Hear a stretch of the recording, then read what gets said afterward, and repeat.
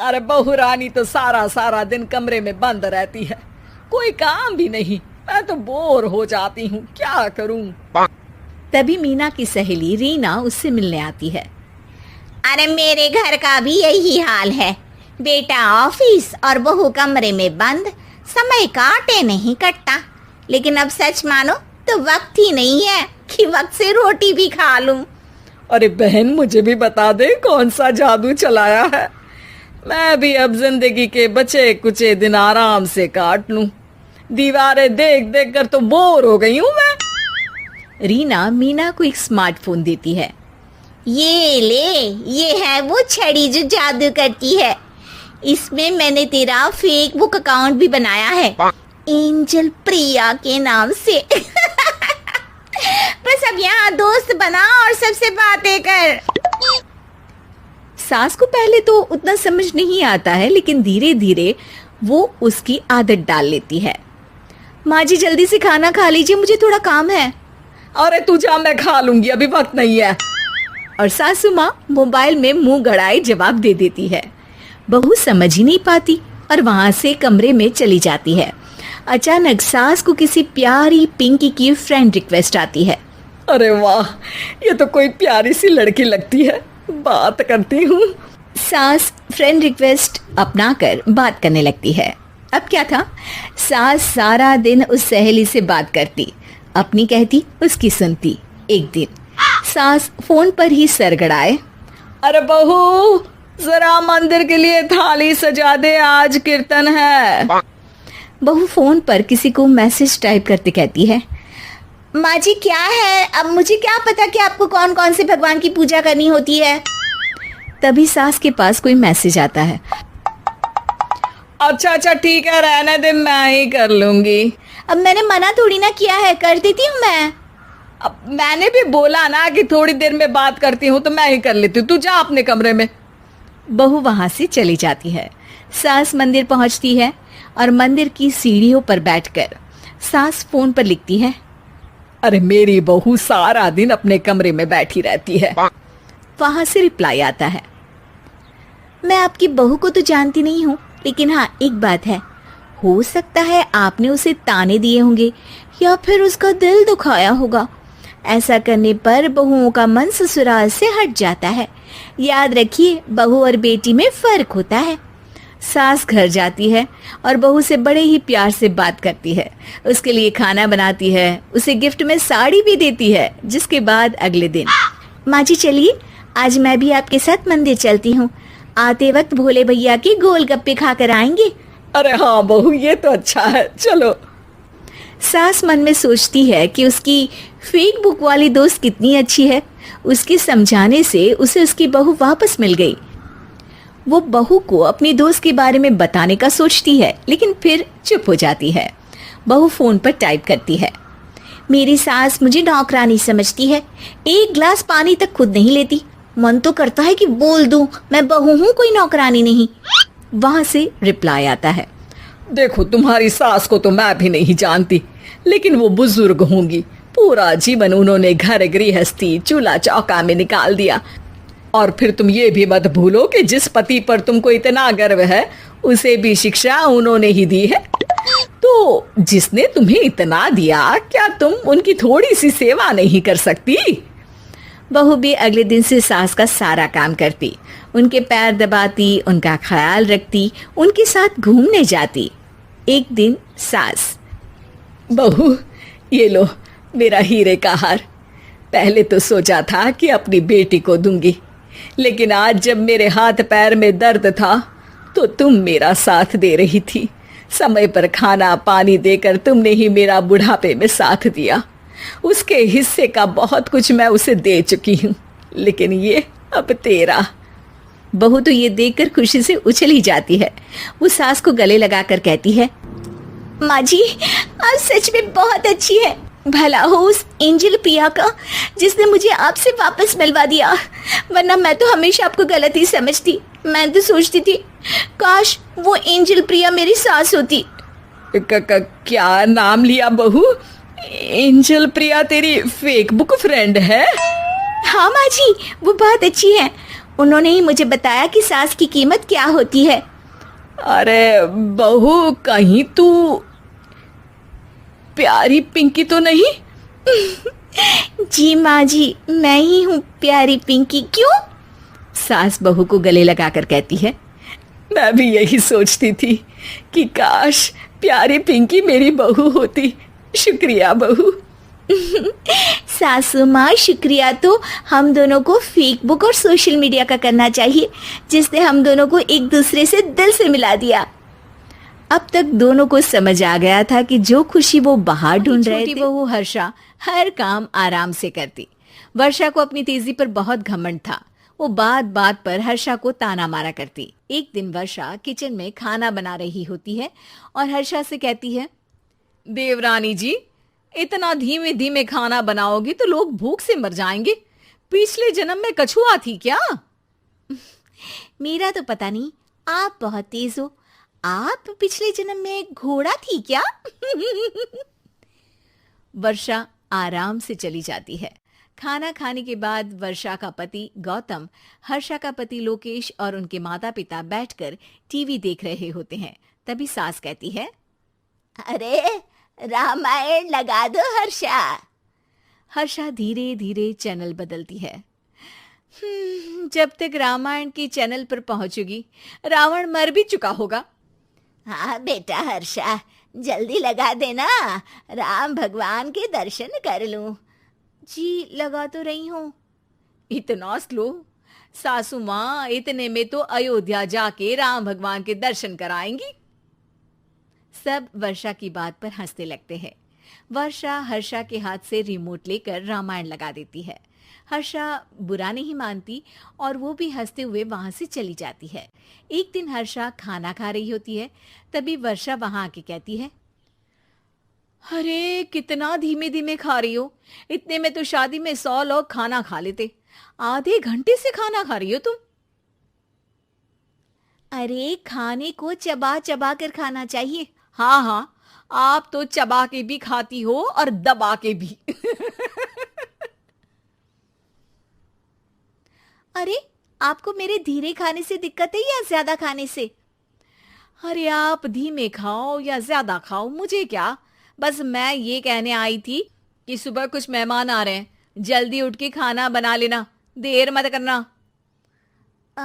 साथ में बनाते हैं ना। तुम्हारे साथ बनाऊंगी तो स्पीड को 5वें गियर से पहले गियर पर ले आना पड़ेगा। अरे भाई, तुम्हारे साथ रहकर तो मेरी तेज रफ्तार पर भी असर पड़ेगा और मैं भी तुम्हारी तरह हौले हौले काम करने लगूंगी सब।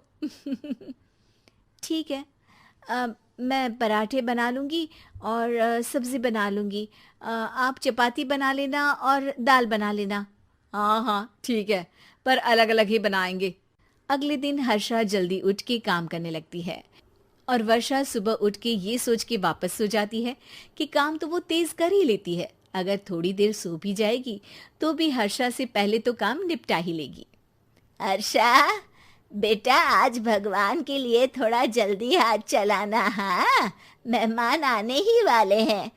जी हाँ माँ, आटा गूंद लिया है, आलू उबल रहे हैं, पराठे बनाने ही वाली हूँ, फिर सब्जी भी बना लूंगी। इतने में ही वर्षा वहां आ जाती है। माँ जी, मेरा तो आप टेंशन ही मत लो, अभी उठी हूँ, लेकिन देखना खाना फटाफट राजधानी एक्सप्रेस की स्पीड से बना दूंगी। इतने में ही मेहमान आ जाते हैं। आइए आइए आइए, खाना बन ही रहा है, चाय बनवा लेती हूँ पहले आपके लिए। सास किचन में आती है।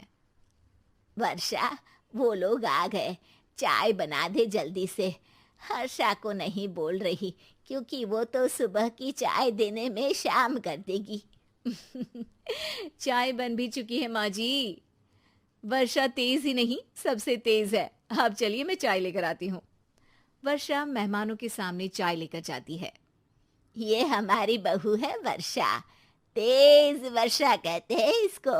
हर काम में इतनी तेजी रखती है जैसे मिल्खा सिंह भाग रहा हो।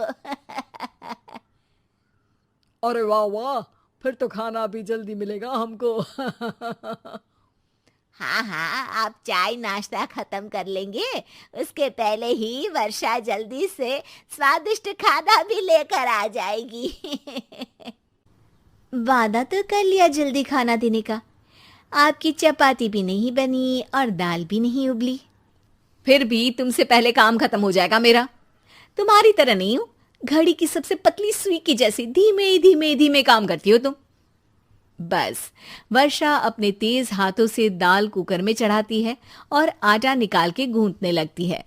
थोड़ी देर में कुकर की तेज सीटी बजती है और वर्षा का हाथ डोल जाता है।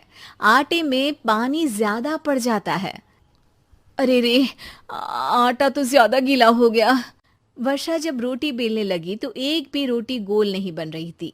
कोई रोटी श्रीलंका के नक्शे जैसी थी तो कोई रोटी ऑस्ट्रेलिया के नक्शे जैसी बनती। वर्षा चिढ़ जाती है। कुकर फिर से जोर से सीटी मारता है। सास बाहर से आवाज देती है, वर्षा बेटा, आज स्पीड थोड़ी कम लग रही है, टाइम और लगने वाला हो तो बता दो बेटा। वर्षा को ये बात सुनकर बहुत बुरा लगता है। वो सोचना भी नहीं चाहती थी कि कभी उसकी तेजी पर कोई सवाल उठेगा। वहीं हर्षा धीमे धीमे अपना काम करती रहती है। वर्षा दाल बनाते वक्त भी इतनी घबरा जाती है कि जल्दबाजी में दाल में नमक ज्यादा गिर जाता है। वर्षा का खाना फिर भी हर्षा से जल्दी तो बन जाता है और जब खाना मेहमानों के सामने लगता है तो सब हर्षा के खाने की तारीफ करते हैं। अरे पराठे तो कमाल की बनी है और सब्जी भी। बस दाल में नमक थोड़ा इधर उधर हो गया है। वर्षा को बहुत शर्म आती है और वो नीचे सर करके खड़ी रहती है। तभी हर्षा कहती है, वो ना मैं थोड़ी जल्दबाजी कर गई और नमक ज्यादा हो गया, पर पराठे तो वर्षा भाभी ने ही बनाए हैं, इसीलिए तो अच्छे बने हैं। वर्षा ने कभी आलसी लड़के से करा देते हैं। चलो, रोली की शादी हुई और हमने गंगा नहाई। और क्या, बेटियां तो होती ही हैं बोझ। हाँ, पर अब क्या चिंता, उतार तो दिया बोझ तुमने, अब वो लोग समझे। ससुराल में रोली का पति कहता है, देखो, मैं कोई काम नहीं करता, ये बात तुम्हारे मम्मी पापा को बता दी थी मैंने। अब जो किराया आता है दुकान का, उसी से घर का गुजारा करना है। कभी भूल से भी कोशिश ना करना किसी चीज की डिमांड की। क्या मम्मी पापा को पता था कि आप कोई काम नहीं करते? और क्या, बड़ा अच्छे से पता था।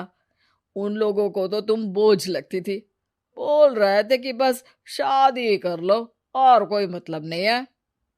रोली को ये सुनकर बहुत गुस्सा आता है, लेकिन करती भी तो क्या, क्योंकि वो जानती थी कि उसके माता पिता ऐसे ही हैं। जैसे तैसे रोली दिन काट रही थी। रोली को एक प्यारी सी बेटी होती है।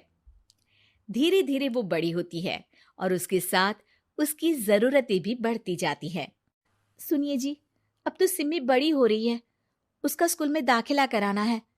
मैंने अब तक तो जैसे तैसे समय काट लिया, लेकिन मैं बच्ची की परवरिश में कोई कमी नहीं रखूंगी। अरे क्या है यार, अब तो लगता है कोई ना कोई काम ढूंढना ही पड़ेगा। अब पति रोज काम की तलाश में जाता और बिना किसी काम के वापस आ जाता। रोली समझ जाती है कि पति के अंदर अब काम करने की क्षमता नहीं है। वो बेटी को उच्च शिक्षा देने के लिए कुछ करना चाहती थी, लेकिन करती तो क्या करती। एक दिन रोली की सहेली कहती है, रोली, मेरी कोई औलाद नहीं है, अगर तू मेरी औलाद को जन्म दे तो मैं तुझे तेरे मुंह मांगे पैसे दूंगी। अरे, तेरी औलाद को मैं कैसे जन्म दे सकती हूँ? सरोगेसी से। बच्चा मेरा और वैभव का ही होगा, लेकिन कोख तेरी होगी, ये संभव है रोली। रोली कुछ सोचकर कहती है, मुझे मंजूर है, लेकिन मैं इसका 2 लाख रुपया लूंगी। अरे कोई बात नहीं, मुझे मंजूर है। रोली खुश हो जाती है कि एक बच्चा पैदा करने का उसे 2 लाख रुपया मिलेगा। वो घर आकर पति को बताती है, वो भी खुश हो जाता है। अब क्या था, डॉक्टर के पास जाकर सहेली का बच्चा रोली की कोख में पलने लगता है। मुझे 20,000 चाहिए मेरे बेटी के एडमिशन के लिए। हाँ हाँ ठीक है, मैं उसके एडमिशन से लेकर सारे खर्चे उसके अकाउंट में डाल रही हूँ। रोली की बेटी का एडमिशन हो जाता है। रोली को लगता है कि वो अब सब कुछ ठीक कर देगी। दिन और महीने आगे बढ़ते हैं। अब एक दिन, एक बात कहूं जी, काश इस बच्चे को मैं रख पाती। मैं अब इससे काफी जुड़ गई हूं। अरे यार, पता नहीं किसका बच्चा है, अपने पास है ना अपनी मुन्नी। हाँ, लेकिन अब मैं भी इस बच्चे से जुड़ाव फील करने लगी हूँ। लेकिन मैं ये जानती हूँ कि ये मेरा बच्चा नहीं है। दोनों की जिंदगी ठीक चल रही थी, लेकिन कहते ना कि सुख का पल ज्यादा लंबा नहीं होता। एक दिन रोली की सहेली का फोन आता है। रोली, मुझे अब ये बच्चा नहीं चाहिए। मैं अपने पति को छोड़ रही हूँ। अरे लेकिन मुझे पैसों की जरूरत है। बच्चा तुम्हारा है, मैं क्या करूंगी? सहेली बिना कुछ बोले फोन काट देती है, फोन स्विच ऑफ कर देती है। लेकिन रोली के जीवन का तूफान यहीं नहीं रुकता। रोली, मैं इतना भार नहीं उठा सकता। आज पढ़ाई का पैसा मांग रही हो, कल को शादी, कॉलेज और पता नहीं क्या क्या। मैं तुम्हें छोड़ रहा हूँ। अपनी बच्ची उठाओ और निकलो इस घर से। अरे पर मैं कर तो रही हूं ना बच्चे के लिए काम। आप आराम से रहिए ना। क्या काम कर रही हो? देख रहा हूं मैं। ये छोटा शहर है, यहाँ लोगों को बात बनाते वक्त नहीं लगता। तो मैं क्या करूं? ज्यादा पढ़ी लिखी नहीं हूं, कैसे घर के खर्चे चलाऊं? और आप तो काम करना ही नहीं चाहते। हाँ, ना चाहता हूं और ना ही करूंगा। रोली को पति की बात पर काफी गुस्सा आ जाता है। ठीक है, अगर मेरे जीवन में संघर्ष ही लिखा है तो वही सही। इस वक्त पति होने के नाते आपको मेरा साथ देना चाहिए था, लेकिन नहीं, आपने तो इस हाल में मुझे घर से बाहर निकालने की बात कह डाली। देखो, ये सारी फालतू की बातों के लिए वक्त नहीं है मेरे पास। रोली, जिसकी कोख में किसी और का बच्चा था और साथ छोटी सी बेटी, पति का घर छोड़कर रास्ते पर आ जाती है। रोली के पास मायके के सिवा दूसरा कोई रास्ता नहीं होता। अरे रोली, कैसी है? कितने दिनों के लिए आई है? हमेशा के लिए माँ। वो माँ को सारी बात बता देती है। ओए लड़की, इतनी हिम्मत का काम कर लिया। अरे ना ना, यहाँ कोई जगह नहीं है। तुम तो अपना बोरिया बिस्तर उठाओ और निकलो यहाँ से। रोली के पास अब मायके का रास्ता भी नहीं बचता। वो चुपचाप बच्ची को लेकर जा रही थी कि उसे दर्द होता है और वो डॉक्टर के पास चली जाती है। और फिर वहां वो एक प्यारे से बेटे को जन्म देती है। कितना प्यारा है। कितने अभागे हैं इसके माँ बाप, जो इसके पैदा होने पर भी नहीं है। तभी वहां डॉक्टर आ जाती है। रोली, बच्चे के पिता तुमसे मिलना चाहते हैं। आपका बहुत बहुत शुक्रिया। मैं इस बच्चे को पालूंगा। भले ही इसकी माँ ने इसे छोड़ दिया हो, पर मैं अपनी जिम्मेदारी निभाऊंगा। तो क्या आप मुझे इसके पैदा करने के लिए जिन पैसों की बात हुई थी वो भी देंगे? हाँ, और साथ ही आप चाहें तो मेरे घर में रहकर मेरे बच्चे की देखभाल भी कर सकती हैं। मैं उसके लिए आपको सैलरी दे दिया करूंगा। रोली को लगता है कि जैसे भगवान ने उसके लिए सुकून का रास्ता खोल दिया।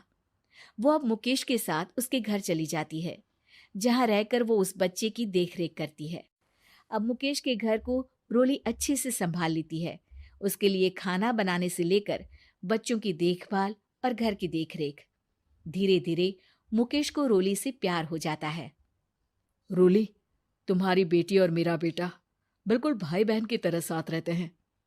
हाँ, आखिर है तो एक ही कोख के बच्चे, अटैचमेंट तो होगा ही ना। रोली, तुमने घर और मुझे दोनों को संभाल लिया। ये तो मेरा काम है। आपने भी तो मुझे छत दी, जिससे मैं अपनी बेटी की पढ़ाई और भविष्य के लिए पैसे जोड़ सकूं। अब रोली, क्या तुम मुझसे शादी करोगी? अब मैं जानता हूं तुम्हारी भी शादी कुछ खास अच्छी नहीं रही। रोली को मुकेश की बात ठीक लगती है। वो उसे हाँ बोलने की सोच ही रही होती है कि उसके पहले पति का फोन आ जाता है। रोली, मैं बहुत परेशान हूं। मेरा एक्सीडेंट हो गया है। मैं चाहता हूं तुम वापस आ जाओ। रोली को पुराने पति की चिंता होने लगती है। वो सोचती है कि वो क्या कर रही थी। हाँ ठीक है, मैं आ रही हूँ। हाँ रोली, आ जाओ, लेकिन बच्ची को कहीं हॉस्टल में छोड़कर आना, क्योंकि मैं नहीं चाहता कि हम लोगों के बीच फिर से वो सारी बातें हो। रोली को समझ आ जाता है कि पति आज भी सुधरा नहीं है। वो पति के पास जाने से इनकार कर मुकेश को हाँ कर देती है। को मुकेश पसंद होता है, लेकिन दोनों के बीच हैसियत की दीवार खड़ी होती है। और फिर कहीं नौकरी कर लो ना, क्या हमेशा ये लोहे की सलाखों के पीछे भागते रहते हो? कितनी मेहनत करते हो। शिल्पी, नौकरी से कुछ नहीं होगा। तुम लोगों की हैसियत तक पहुंचना है तो अपना ही बिजनेस करना पड़ेगा, वरना तुम्हारे पापा किसी और से तुम्हारी शादी करवा देंगे। अच्छा, ऐसे किससे करवा देंगे? मैं तो तुमसे ही शादी करूंगी। बोल दिया तो बोल दिया, बस। मुकेश उस बेचारी को समझाता भी तो क्या। दुनिया के रीति रिवाजों से काफी दूर थी शिल्पी। भले ही बड़े बाप की बेटी, लेकिन सादगी इतनी कि क्या कहना। बेटा शिल्पी, कल तुमको देखने लड़के वाले आने वाले हैं, तैयार रहना। मैंने तुम्हारी माँ को समझा दिया है। घर के सारे नौकर चाकर को वो समझा देगी कि स्वागत कैसे करना है। कैसी बात कर रहे हैं पापा? मैं तो मुकेश से प्यार करती हूँ, उसी से शादी करूंगी। मैंने आपको बताया था ना। मुकेश किसका बेटा है? वो स्टील किंग सिंघानिया का, या वो जो बड़े ज्वेलरी वाले हैं मेहता, उनका? नहीं नहीं पापा, वो अपना ही काम करता है, लेकिन एस्टैब्लिश नहीं है अभी। पापा, वो आपके पास तब आएगा जब कुछ बन जाएगा। आप प्लीज थोड़ा सा वक्त दे दीजिए। पिता को शिल्पी की बात पर गुस्सा आ जाता है। वो उससे कुछ नहीं कहते और शिल्पी की माँ के पास जाते हैं। ये संस्कार देकर बड़ा किया तुमने शिल्पी को, और कैसे मैं किसी भिखारी के साथ उसकी शादी कर दूं? कौन है ये मुकेश? मैं जानती हूँ, बड़ा ही होनहार लड़का है, शिल्पी से बहुत प्यार करता है और शादी करना चाहता है। अरे ऐसे कैसे मैं किसी से भी अपनी बेटी की शादी कर दूं? कोई भी उठकर आए और कहे कि मैं शादी करना चाहता हूं तो मैं शादी कर दूं? कान खोल कर सुन लो, कल उसे अच्छे से तैयार कर देना, क्योंकि जो लड़का मैंने देखा है शिल्पी के लिए, वो करोड़पति घर का बेटा है, समझी? लाख मना करने पर भी शिल्पी को उस लड़के से मिलवाया जाता है जो उसके पिता ने उसके लिए देखा था। देखिए, मैं किसी और से प्यार करती हूँ और उसी से शादी करूंगी। ये तो बहुत अच्छी बात है कि तुम किसी और से प्यार करती हो, क्योंकि मैं भी किसी और से प्यार करता हूँ। लेकिन शादी तो हम दोनों को ही करनी होगी, जानती हो ना, ये बिजनेस और ये सारा कुछ। शिल्पी को समझ में नहीं आता कि वो क्या कह रहा है, लेकिन वो समझ जाती है कि वो लड़का भी किसी और से प्यार करता है। पिताजी, वो भी कह रहा था कि वो किसी और से प्यार करता है। हाँ तो करने दो ना, हमने तो नहीं रोका। तुम अपना देखो, शादी के लिए हाँ कर गया है वो। लेकिन क्यों? अरे वो और मैं दोनों ही एक दूसरे से प्यार नहीं करते, फिर शादी क्यों कर ले? पापा, एक बार सिर्फ मेरे कहने पर आप मुकेश से मिल ले। पिता शिल्पी के कहने पर फॉर्मेलिटी के लिए ही सही, लेकिन मुकेश को घर बुला लेते हैं। देखो, ज्यादा वक्त नहीं दे पाऊंगा। ये बताओ कि शादी के बाद कहाँ रखोगे उसे? 2 कमरे के मकान में? नहीं सर, मैंने 2 साल के बाद का सारा प्लान कर लिया है। मैंने आयरन इंडस्ट्री खड़ी करने के लिए पूरा ब्लूप्रिंट तैयार किया है। मेरी खुद की जगह है दादाजी की, बस थोड़ा फंड का अरेंजमेंट हो जाता तो काम शुरू कर देता। अच्छा, मतलब तुम यहाँ फंड रेज करने आए हो? मुकेश समझ जाता है कि उसके पिता शिल्पी की शादी उससे कराने के मूड में नहीं है। फंड आप कभी दे भी नहीं पाएंगे मुझे तो सिर्फ शिल्पी चाहिए। मैं उसके बिना नहीं रह सकता सर, मैं उसे बहुत खुश रखूंगा। वो तो हर पति का धर्म होता है। वो तो मैं किसी से भी उसकी शादी करा दूं, वो उसे खुशी रखेगा। लेकिन देखो, मैं ज्यादा बात को घुमाना नहीं चाहता। वो बड़े घर की लड़की है, उसे काम काज की आदत नहीं। अभी वो समझ नहीं रही, लेकिन तुम तो समझो। मैं किसी भी हालत में शिल्पी की शादी तुमसे नहीं करवा सकता। मुकेश पिता से लाख मन्नतें करता है, लेकिन वो नहीं मानते। शिल्पी की शादी उस अमीर लड़के से हो जाती है। शादी के बाद क्या हम लोग मेरी माँ के घर चले? मुझे उन लोगों की बहुत याद आ रही है। हाँ हाँ, जाओ जाओ। वैसे भी आज मैं अपनी गर्लफ्रेंड के साथ मसूरी जा रहा हूँ, तुम जा सकती हो। कैसी बात कर रहे हैं? अब हम लोगों की शादी हो गई है, आप कैसे किसी और लड़की के साथ जा सकते हैं? अरे मैंने तो तुम्हें शादी के पहले ही बता दिया था कि मेरी कुछ गर्लफ्रेंड्स है। अब प्लीज ये टिपिकल बीवी वाला रोना धोना शुरू मत कर देना। शिल्पी पिता के घर जाती है और माता पिता को सारी बात बता देती है। इतना गंदा इंसान निकलेगा, मैंने तो सोचा ही नहीं था। अरे क्यों कराई मेरी फूल जैसी बेटी की शादी ऐसे घर में। और तो क्या हो गया, शुरू शुरू में हर घर में ऐसा होता है, धीरे धीरे ठीक हो जाएगा। और वैसे भी उन लोगों के साथ हम लोगों की एक बड़ी डील फाइनल हुई है, समझी। उन लोगों से रिश्ता बनाकर रखो, तभी पैसों की बारिश होगी। पापा, अब समझ में आया कि आपने मेरे साथ ऐसा क्यों किया। मुकेश आपके सामने गिड़गिड़ा कर गया कि वो मुझे बहुत खुश रखेगा, लेकिन आपने मेरी शादी एक ऐसे लड़के से करा दी जो किसी और लड़की से प्यार करता है और शादी सिर्फ समझौते के लिए कर रहा है। पापा, मैं जा रही हूँ, लेकिन इस घर में कभी पैर भी नहीं रखूंगी। आपने मुझे सामान की तरह इस्तेमाल किया। माँ शिल्पी को बहुत रोकती है, लेकिन वो एक नहीं सुनती। कुछ समय बाद, शिल्पी, मुझे नहीं लग रहा कि अब हम दोनों के बीच ये शादी और रह पाएगी। मैं किसी और से शादी करना चाहता हूँ। वैसे तुम परेशान मत हो ना, तुम्हारे पापा के साथ हम लोगों की डील जो चल रही है ना, वो नहीं रुकेगी, क्योंकि तुम बहुत अच्छी लड़की हो। ठीक है, मैं जा रही हूँ, तलाक के पेपर में साइन करके। लेकिन एक शर्त है, मैं कहाँ गई ये बात मेरे पिता तक नहीं पहुंचनी चाहिए। शिल्पी घर छोड़कर चली जाती है। वो एक नौकरी करती है और अपना जीवन खुद संभालती है। लेकिन एक दिन, शिल्पी जी, आपसे मालिक मिलना चाहते हैं। मुझसे क्यों? शिल्पी मालिक के कमरे में जाती है, जहां सामने मुकेश होता है। अरे आपको देखकर बहुत खुशी हुई, बहुत बड़े आदमी बन गए। थैंक्स, पर तुम्हें नौकरी करने की क्या जरूरत पड़ गई। मैंने तो सोचा भी नहीं था कि तुम मेरी शिल्पी होगी। तभी वहां शिल्पी के पिता आ जाते हैं। शिल्पी, तुम्हारे बारे में माँ से पता चला। घर चलो बेटा, मुझे माफ कर दो। मुकेश, मैं यहाँ अपनी कंपनी के काम के लिए आया हूँ। तुम्हारी कंपनी की डील अगर हमें नहीं मिली तो हम बर्बाद हो जाएंगे। वैसे अब तुम चाहो तो शिल्पी की शादी मैं तुमसे कराने को तैयार हूँ। बस करिए पापा, ये क्या सौदा लगा रखा है आपने। जिस कंपनी से आपकी डील हो, अपनी बेटी की शादी उसी के घर करा देते हैं। शिल्पी मुकेश से माफी मांगती है और वहां से जाने लगती है कि मुकेश उसे रोक लेता है।